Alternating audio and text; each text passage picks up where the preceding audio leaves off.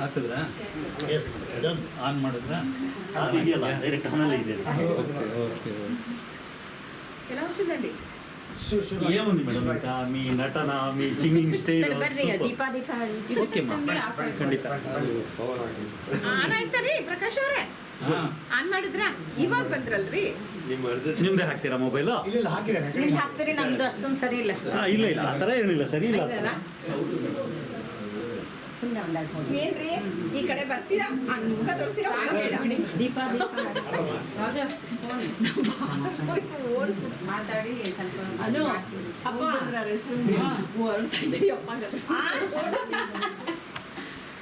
ಇವತ್ತು ಆರಾಮಾಗಿ